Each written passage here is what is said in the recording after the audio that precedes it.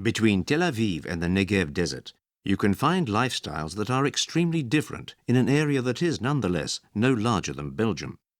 It gives us a clear idea of the distance that separates the nomad camps and the modern big city. The name Tel Aviv is borrowed from the Bible. It means hill of springtime. Originally, the city was meant to adopt the plan of a garden city, English style, with family houses and parks.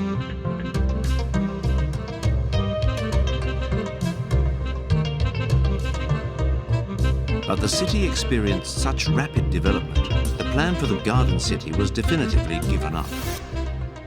To allow for growth, initial restrictions on building height were also abandoned.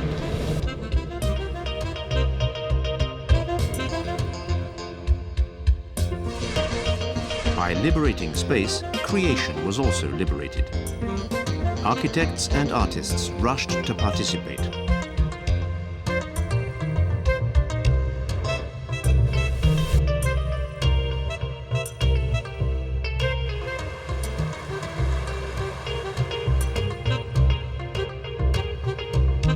In spite of its vertical thrust, the city has lost nothing of its personality. At the foot of modern skyscrapers, a group of houses was left intact, part of the former colony of Sarona, built in the 1870s by German Christians who had immigrated here.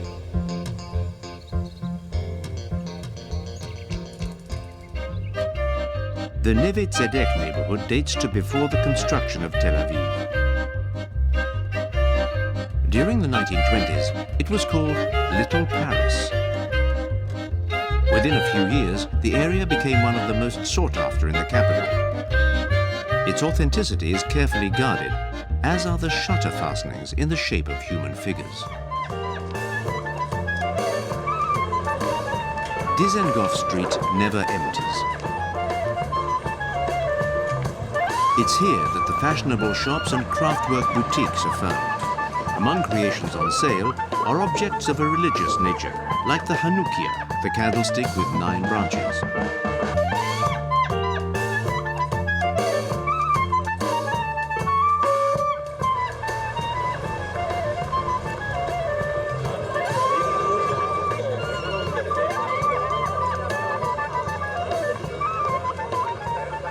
The nearby Carmel Market displays the colorful products typical of the Mediterranean.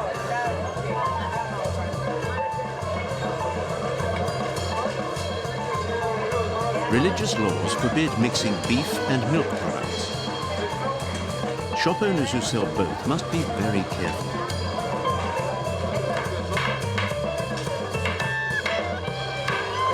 As for seafood, it's against kosher rules to eat shellfish and crustaceans.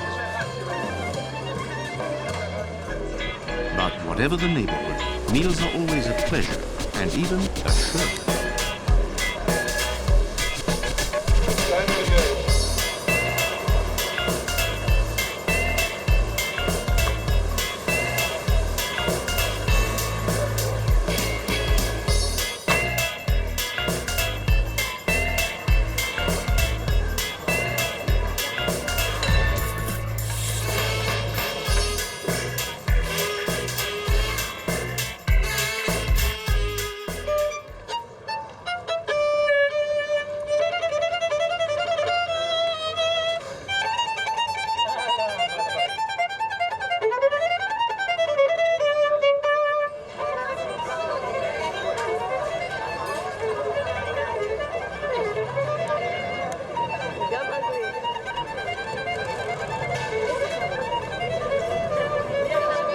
In the bustling streets, it's not surprising to come across some characters who are out of the ordinary.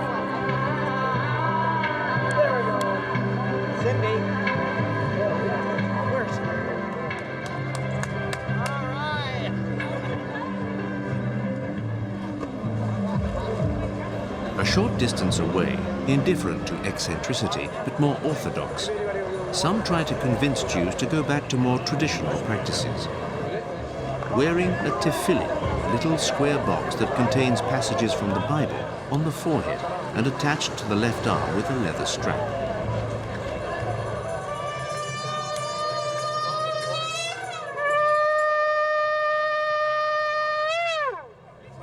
הללו אדוני כל גויים.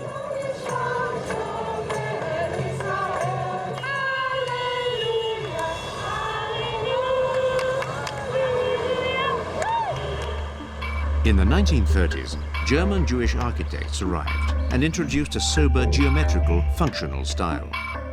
Daniel Rosenblum. הבאוז הוא בית ספר לעיצוב פנים ולאדריכלות שהוקם בגרמניה ב-1918. הקווים המעצבים של הארכיטקטורה הזאת הם קווים אופקיים, פשוטים, מרובעים, עם הדגשה על חלל פנימי ואור, כשהקו האנכי היחידי זה הקו שנקרא מדחום, שהוא מאפשר כניסת אור לחדר המדרגות. Bauhaus architecture was introduced by the socialist ideology. It transposed through architecture an egalitarian dimension with common spaces that were intended to benefit everyone. In Tel Aviv, its influences are many. The results are sometimes surprising, like this building nicknamed the Crazy House. In Tel Aviv, the walls are also areas for artistic expression, and references to politics are par for the course.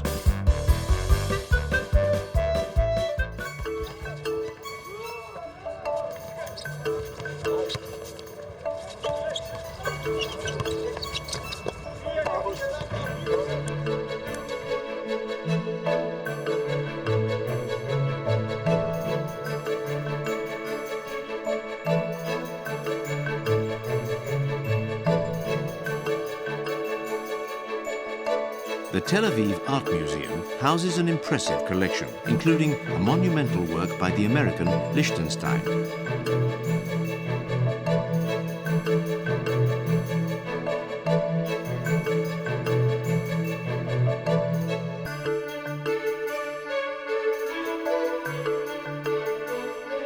The Austrian Gustav Klimt is there, together with Giacometti, the Swiss painter and sculptor, and one of the world's most popular artists, the American Jackson Pollock.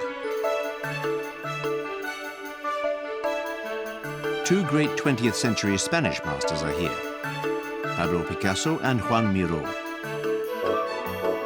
The French painter of Russian origin, Marc Chagall, also has a good place. On the seafront, it's easy to see that Tel Aviv is a casual city. Jerusalem is only 80 kilometers away, yet light years separate the two cities. Here, there are no holy places, no pilgrims, fewer rules, and it feels a little like California.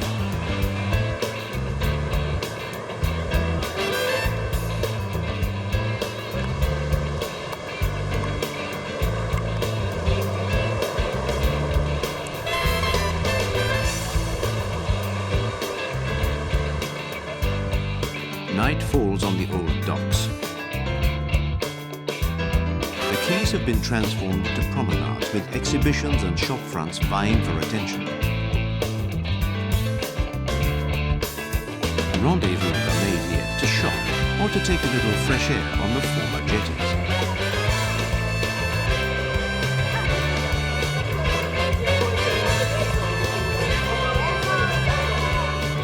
In Tel Aviv, people like chocolate, because here, pleasure is king.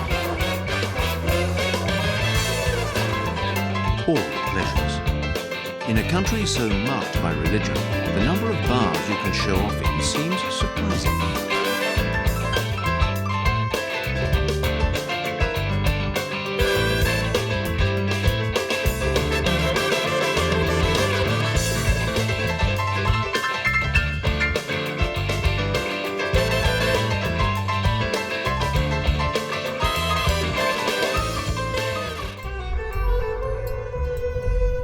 Today part of Tel Aviv, the town of Jaffa was for 4,000 years one of the most active ports in the Mediterranean.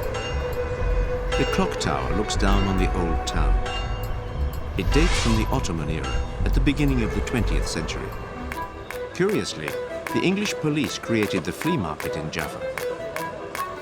At the entrance to the city, the police organized a monthly auction of lost and stolen goods. The Arabs thought that a wedding ring purchased here brought luck. The flea market looks a lot like a souk. The merchants are anxious to make the first Sunday morning sale. It's meant to bring them luck for the week to come.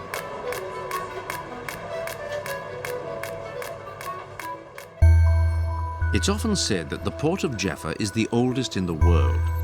It was already active in the Bronze Age, 2,000 years before Christ.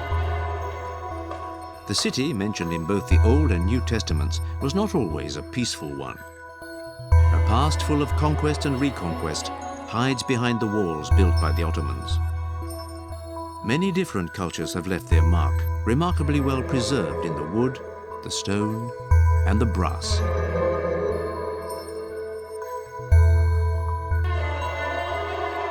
Art galleries have opened in the old town.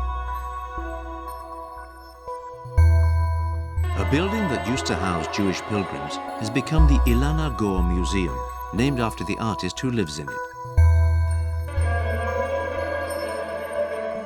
The terrace, transformed into a cafe, also displays works of art.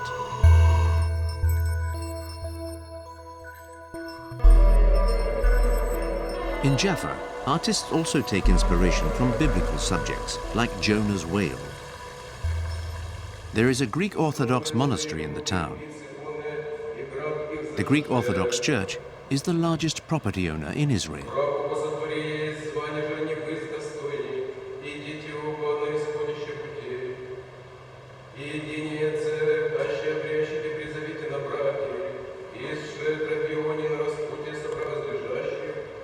Contrast between the past in Jaffa and the future as seen from the north in Tel Aviv is striking. In Herzliya, the country has a concentration of technology. For its number of high technology companies, Israel ranks just after California. The University of Tel Aviv plays a dynamic role in associating high technology firms with research.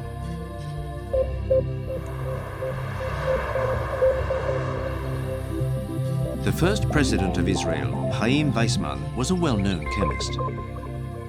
A famous scientific institute that is known the world over developed in his house. Weizmann was honored for his work. The automobile constructor Henry Ford Jr.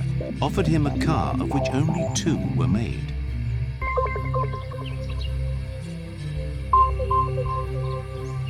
Private firms helped to finance scientific departments. Solar energy is captured by an oven that reaches very high temperatures without polluting. The laws of physics are studied in many different ways, notably with a particle accelerator.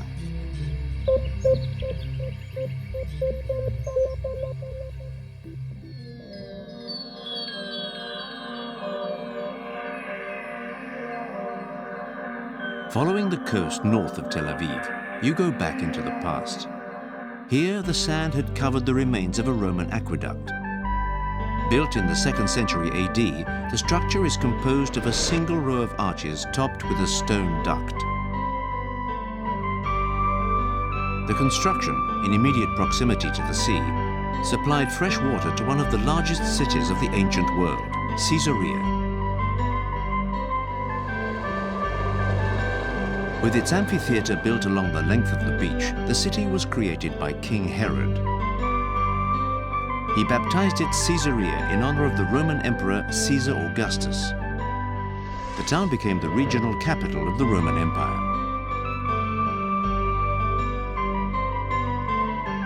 Arabs took the town in the 7th century, then abandoned it. It was not till the very beginning of the 12th century that the Crusaders recaptured Caesarea.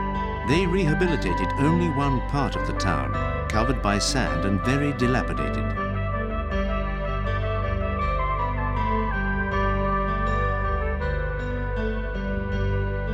As in Roman times, the theatre has a privileged natural setting facing the Mediterranean.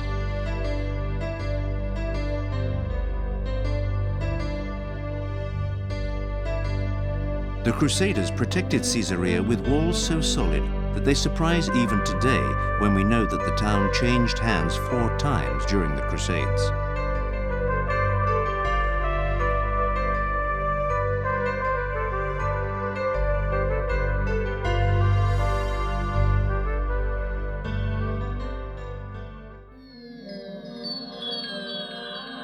To the north, the hills are high enough to bring on rainfall.